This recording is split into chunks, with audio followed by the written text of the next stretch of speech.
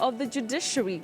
Very interesting development there. We're asking, is this really feasible? We're going to be looking at that story right here on News Center. But let's go back to our top story this morning.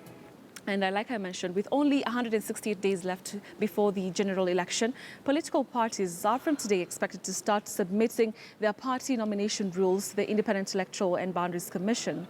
The exercise, which will take 14 days, is expected to end on the 2nd of March. According to the electoral body, all political parties are required to submit their nomination requirements within those days. IEBC has directed all concerned parties to be in strict compliance of the nomination timelines. All right, so that is our top story this morning. And I want us to have a conversation here in studio. Joining me, like I mentioned, is Martin Andati. He is a political analyst, together with Dr. Walter Ongeti, who is a governance specialist, ready to speak to us about these and so much more. All right, thank you so much for joining us. Thank you. So before even we get to the nomination rules and deadlines, the voter registration exercise ended yesterday. And I'd like to hear your comment about the whole process. How do you think it was, Martin? Well, they didn't manage to meet the target. The final numbers are not yet in, but the projections are indicating that they might get 3.5 million. Right. They were expecting slightly more than 6 million. So I think that is like 50%. 50%. And the numbers, when you look at the numbers closely, the Jubilee strongholds have a slight edge, but percentage-wise, the turnout in the Jubilee areas was higher. But in terms of absolute numbers, the numbers are almost evenly distributed. But in terms of percentages, the core areas have not done very well. They're not, and we'll be speaking about that. Walter, do you think IEBC did what they should have done to at least get to the target, or there's so much more that they would have done? Given the circumstances, Betty, I think IEBC attempted to do that which it was meant to be done. Right. You will recall that the commission was and still remains new. They are being inducted. They were also facing several legal battles. Yes. The former commission was planning for this exercise of voter registration as they were exiting. So the Secretariat found itself in a sort of a difficult circumstance. It must also be appreciated that a scarcity of resources have always dogged the IEBC, and they have always been stating that kind of scenario for the public to note. So I think given the circumstances, they attempted to do what they were able to do. But you must then realize that in terms of voter mobilization, political parties this time round played a major role compared to what they've been doing previously. So we may not attribute really in terms of the voter turnout in terms of registration to IEBC alone. That this was done more by the political parties and aspirants than IEBC. Right. Of course, IEBC was able to set the infrastructure in place.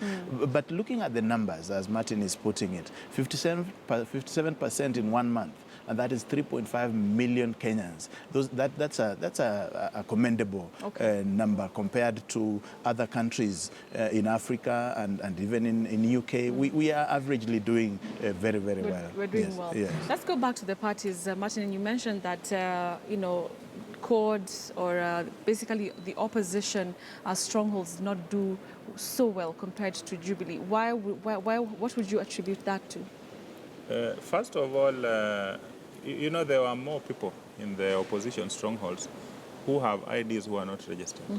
So the opposition, CORD/NASA, should have maybe changed tact. The approach they used was not very effective. You see, they spend most of their time in rallies, and that was not a very effective strategy because you've seen the way Jubilee was doing it. But even they were in rallies a lot. They were rallies, but they will still deploy foot soldiers. Yeah, apart from what you guys were seeing out here on the TV and the rest of the media houses, there is so much more that they were doing. They deployed volunteers who are getting some small allowances, who literally moved in the villages to get the people to come out, and you identify the people who don't have the card, and you make sure that they go out there and register. Unlike the opposition, which was basically just relying on the rallies and the goodwill. So you don't rely so much on the goodwill. At least if they deployed some of the money they were spending on the rallies into getting volunteers to go and reach out to the people, then they would have gotten more numbers because they had more people who didn't have the card. So that was going to give them a very huge comparative advantage. And the strategy that you're talking about is not rocket science. How come that was not employed by Quad and NASA? We said it here, but you know, they can decide to listen or not listen. You see, if you give advice, somebody can take it or not take it. So it was up to them to see that, you know, if you are going to run a serious campaign, you set up a secretariat. Right. And you are able to monitor the numbers every other day so that you have the contacts of the people who are doing the work, and every evening they should be able to give you returns. report. You see, like when Jubilee realized there was a problem in Nyeri, you saw them deploy General Karangi. You saw them send their Martha Karua, and of course they put in money. So that tells you that they were seriously monitoring what was going on out there. You see, look at Vihiga, where Musalia comes from. The numbers are 24%. If they were monitoring, they should have realized there's a problem here. And instead of Musalia going to Kilifi and Kwale to go and distribute the flour and look for the votes he was trying to get the people there to register, he would have gone back to the village and found out where is the problem. Why are the numbers not going up?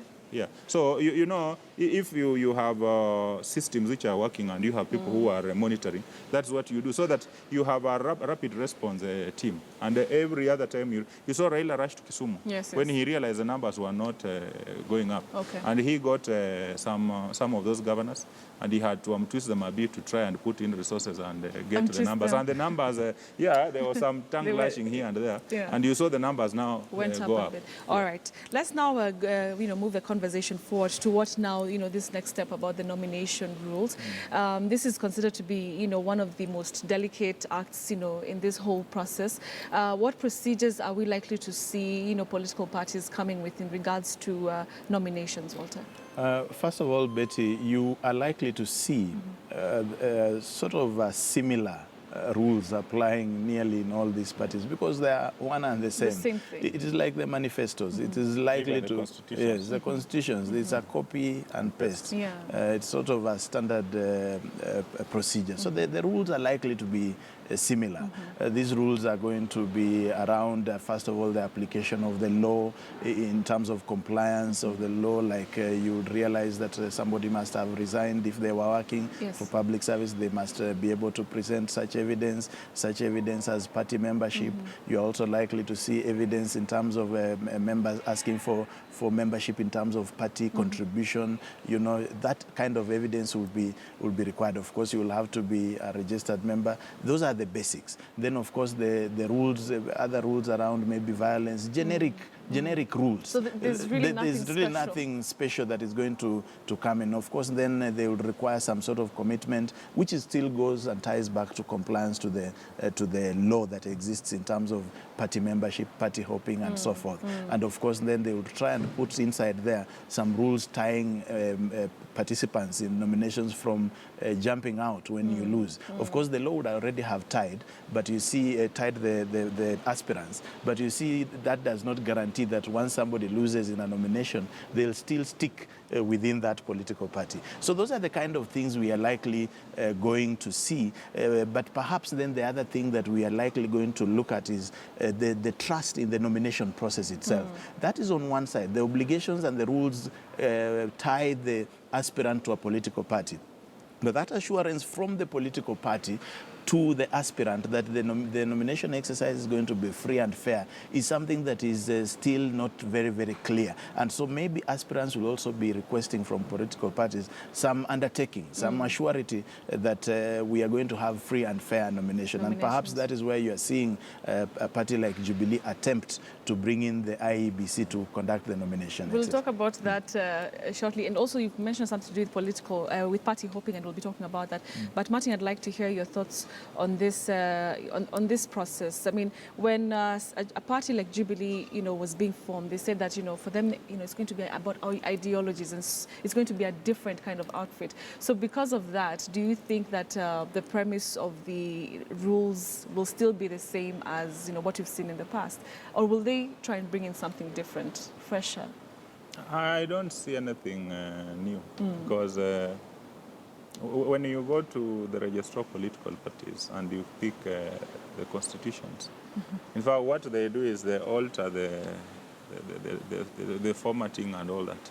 But basically, they all say they are social democrats. You know, it's the same thing. It's the same. When you don't see much of a change. Yeah. And you know, our politics has not become ideology-based, because you've seen people jumping from ODM to Jubilee. You saw Mwakwere has been given a job by Jubilee because Mvurya has gone to Jubilee. Mwakwere now abandons Jubilee to go to the opposition. Yeah. You've seen Ongeri abandoning Jubilee because the guy who ran against him, Obure, has gone to Jubilee. So this is not informed. There is no Musical ideology chairs. here. Okay. It's about self-preservation and convenience. So if you realize that today I need to remove this shirt to be able to put on a dress to win the election, that's what they'll do. And you know, now politicians are very desperate. If any small opportunity, they will want to get it. So their nominations are very good, but the question is who enforces them? All right. And parties are supposed to have either direction of elections or you have an election board. Most of them don't. And even when they do, the credibility of the people who run those nominations is normally suspect. Because you get either they are related to the party leader, they are either handpicked. And you know, most of them have vested interest. So you will get, they are not able to deliver. Because if we had proper democracy in the parties, then you will not see all these fallouts and all these hula baloo. But you see, the parties practice hypocrisy. Okay. You get, they are crying for a credible general election, which they want IEBC to conduct.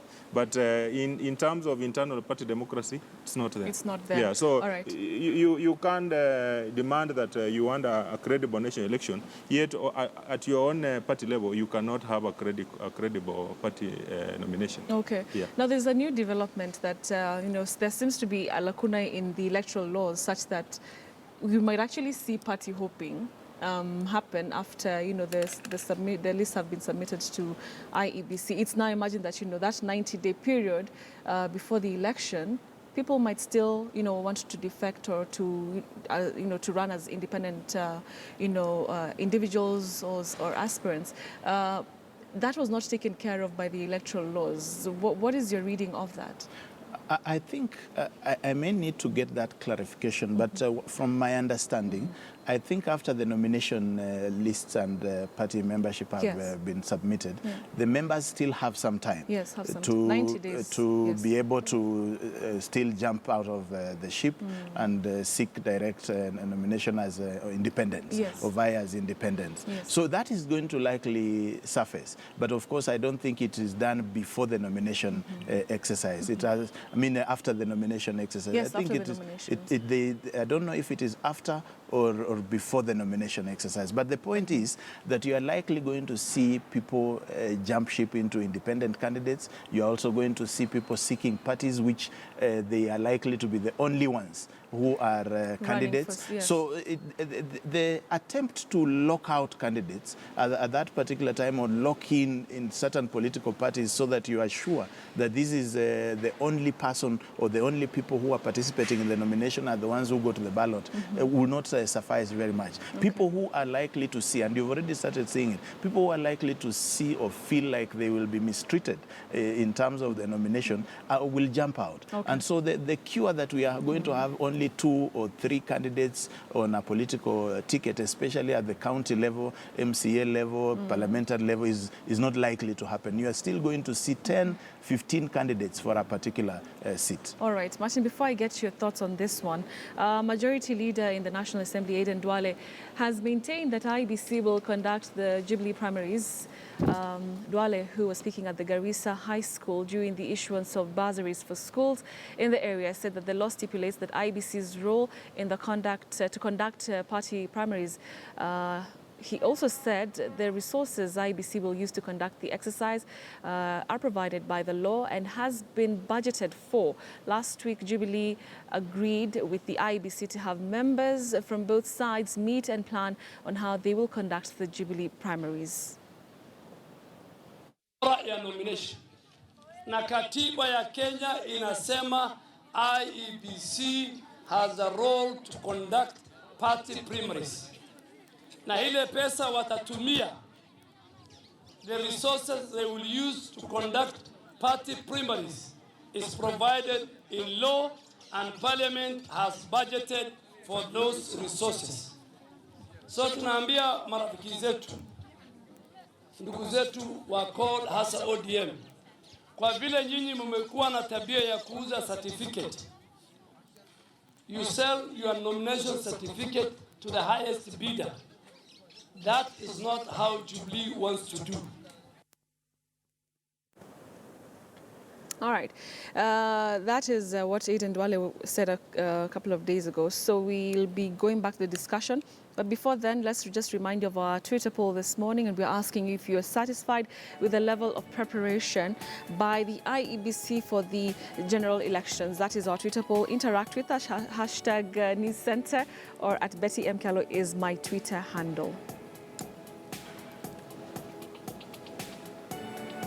All right, so let's come back to the conversation here in studio. Martin, I'd like to hear your thoughts on this one. Seems like, Uhuru Kenyatta and Raila Odinga will really not lock these people down completely. Yeah, when we had the struggle about whether the commissioners should go or not, the issue of party hopping was not one of the issues. Because CORD at that time was talking about the credibility of IEBC. Yes. It had nothing to do with party hopping, because IEBC was not the cause of party hopping. But because these guys saw an opportunity to try and conspire and lock in Kenyans, they twisted the MPs into sneaking in that proposal, which had completely nothing to do with what they were talking about. But I think down the line, MPs have realized, the politicians have realized that was a wrong move, and it's going to strangle them. A few MPs like Johanna Ngeno were against it because they have been victims. But the others who are sitting pretty, who thought they are in very good books with the owners of the parties. Yeah. So reality is dawning on them that what they expected is not what is going to happen. Two, there is, Jubilee has had challenges in terms of, after they formed one major party, after the merger, you saw they tried forming a presidential campaign team, and there was an uproar across the country. So they had to withdraw that team. Then they tried picking national officials. It came a cropper. So they have had to go back to the drawing board. And I think the fear about bringing in IEBC is they fear that the aspirants will not have the confidence. So to try and avoid people running away, you try and bring in IEBC. But IEBC is not going to cure their problems, because they need to come up with an elections board. And supposing you've seen there was a judgment where one of the judges has ruled that the IEBC there can be no funding from the treasury for party primaries. It's already judgment. So whatever Dwale is saying has already been overtaken by events.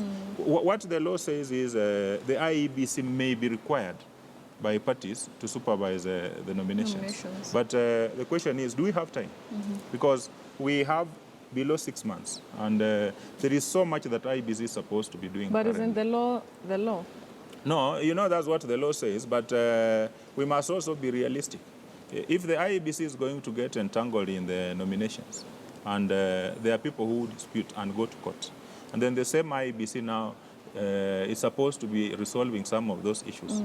How do they now go and supervise the general election? You have supervised a nomination here, somebody has gone to court, is not happy, and then you also go and supervise the general election. You'll spend all the time trying to resolve these issues here. So I don't think it's prudent for the parties to try and involve IEBC in whatever they are trying to do.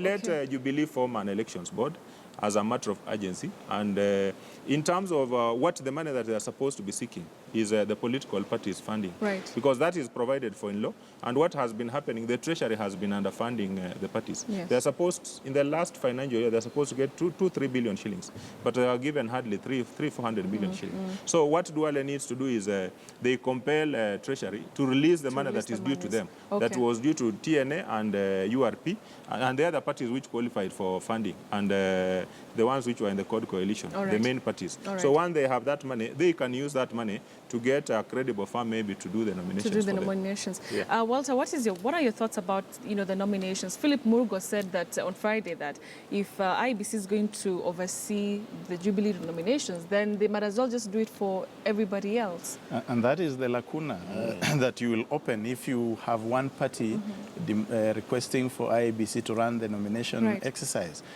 But look here, if there is any law that is inconsistent to the Constitution, then that law is null and void to the extent of the inconsistency. The Constitution in Article 88 is very clear as to the mandate of the IEBC.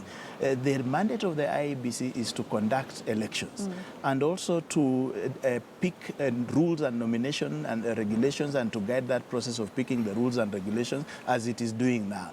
And also then to arbitrate in case of any issues that emerge from the nomination exercise. Right. But it's also mandated to carry out any elections as would be prescribed by an act of parliament. That election exercise, it cannot be a nomination. A nomination exercise is a process in which a political party selects a candidate to participate in an election. All right. So a nomination cannot constitute an election process. Okay. And so anybody who goes to a constitutional court is able to get that kind of interpretation. In fact, if there is any article of the Constitution that is very brief, precise and clear for everybody, is that Article 88. So I do not think that IEBC at this particular point, on that legal front alone, is supposed to conduct that exercise. But also, as Martin is putting it, if assuming every other party asked IEBC to conduct the elections, what kind of Pandora's box would we have unpacked? But would the same IEBC then oversee the process of any arbitration? Yes, it can now not qualify to be an arbiter. And you see, if anybody went to court and said, look, the organization which conducted the nomination exercise is the same one which came to arbitrate, so I don't see any fairness, then any judge would see that clearly. But then most importantly, something that we need to take note of. You remember, one of the petition issues that came up in 2013 was the fact that the court argued in court that TNA and IEBC had shared a database.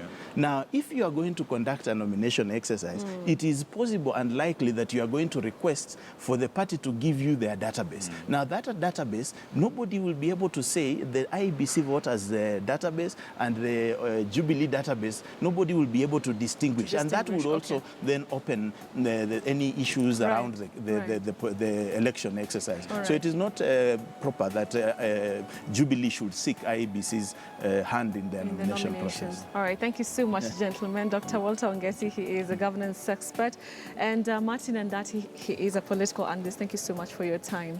All right, next Martin will be talking about, there's that poll that says MPs drawn from Jubilee might not be going back to office come after the general elections. We'll be having that conversation very soon. Okay. All right, so we'll take a break here on News Center, but we'll be coming back. Remember, we are asking you on our Twitter poll if you, as a Kenyan, are satisfied with the level of preparation that you've seen from the IEBC. They finished the voter registration process, the mass voter registration process, and therefore we are asking you, do you feel that the IEBC's level of preparation, is good enough as we head on to the general election? We have just 168 days to go. Would like to hear your thoughts on this one. All right, so we take a break here on News Center. We'll be back in a few minutes. Don't go away.